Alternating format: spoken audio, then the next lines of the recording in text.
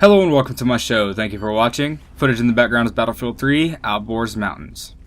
So, I've been playing Applefailz Mountains maybe like once or twice a week, maybe? I'm not really playing Battlefield all that much, but I want to get in my armored kill. I keep wanting to call it Applefailz Mountains. I'm stupid, but Applefailz Mountains is pretty cool because one side of the map is just completely snow, but the other side is like woods and cabins and pine trees and stuff, and it's really a good looking map. It feels bigger, or no, it feels smaller than it actually is, but it's actually really big. That's what she said. But because you start on one side of a mountain and you can actually climb to the other side, and after you do that, you just get this feeling of, oh yeah, I destroy this guy, I think. Get destroyed, but yeah. Applefailz Mountains, it's an interesting map. Tank superiority in this map is really fun because they just take the ice area and they put the capture point there, and you can just jet off the mountains with a tank destroyer. Super fun stuff. But yeah, as weird as it sounds, I want to say that this map has a really good art style to it, and I know a lot of people will. It's arguable that like first-person shooter games like Call of Duty or Battlefield actually have art styles, but they do, because even as much as DICE pushed Frostbite 2 as their engine, it has a good art style to it. I mean, you can't deny that. I mean, I don't know about Call of Duty. I mean, they kind of have a, I guess, generic FPS. I don't really know. I don't play Call of Duty enough to look at all the scenery and stuff, but Battlefield 3 definitely has an art style to it. Sort of like a rustic modernized future, I suppose. It's still really good looking, I think so. And I had this discussion with people a lot, and I forget the name of the video. I should really link it, but pretty much the video talks about the differences between graphics and aesthetics, and that, you know, graphics serve aesthetics. I'll try to find the video and put a link in the description. It's a really good video. I highly suggest you watch it. It explains that graphics serve aesthetics. Graphics aren't there to look good. Graphics are just what make the game technically good. But aesthetic is what makes the game look good. I mean, great examples are Borderlands. Borderlands isn't amazingly realistic, but it looks good. And arguably, I think so, Minecraft looks really good. Not because of its graphics, but because of its overall aesthetic. To me, that's really all a game needs. Well, of course being fun, I'm talking about visually. As long as your game appears aesthetically good, then I think you really don't need to worry about graphics. Instead of concerning graphics, because that's what people did, they wanted it to be graphics, and then that's what the industry pumped money into. And instead of good gameplay, we're just getting good graphics, which I think is true. I mean, that's arguable too. But yet again, these are my opinions. I should stop saying arguable. You guys should just take what I say and run with it. I think games need a good art style, or a good aesthetic. Art style and aesthetic are they're not the same thing, but they're pretty close. Art style, I think, is a little bit more important, because Borderlands definitely has its own art style. Like, all the art is its own style. If you saw something from Borderlands, you could probably pick it out and say, yeah, that's from Borderlands.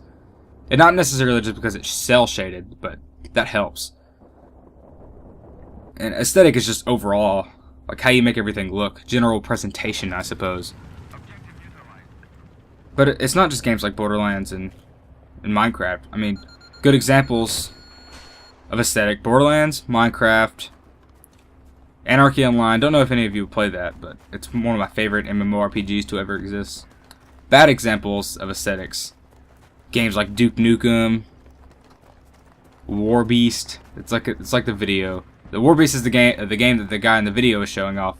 It was an old NES game or SNES game, can't remember, and it worked really well back in the day, but the new one, the color palette is pretty much brown, and that's just a no-no. I think it's an important topic. It's something that games have gone to, which is pumping money into graphics when they need to be pumping money into aesthetic. Now, generally, AAA titles can develop their own art style through good graphics, which is something that I think Battlefield has done. They took their good engine, but they made something kind of good with it. A good example of a game with good graphics that has a good art style is probably going to be PlanetSide 2.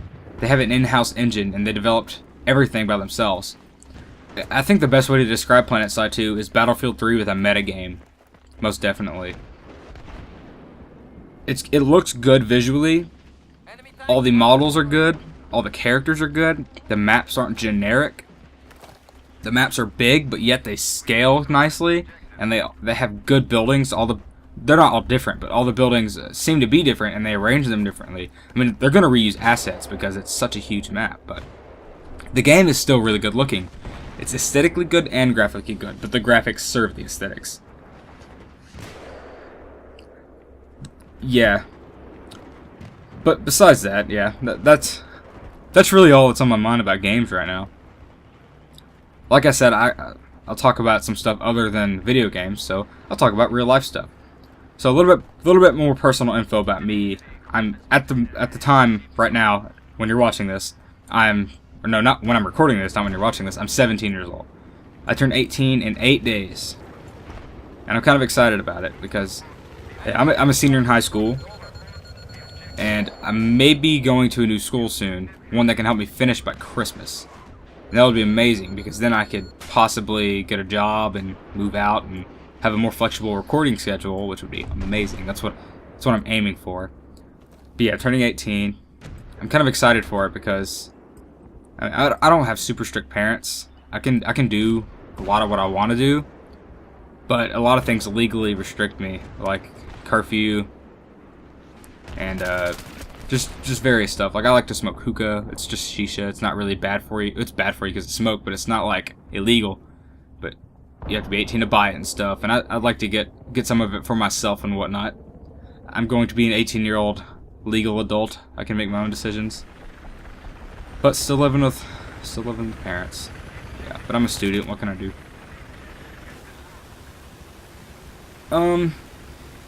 Other than that, I really don't have much to say.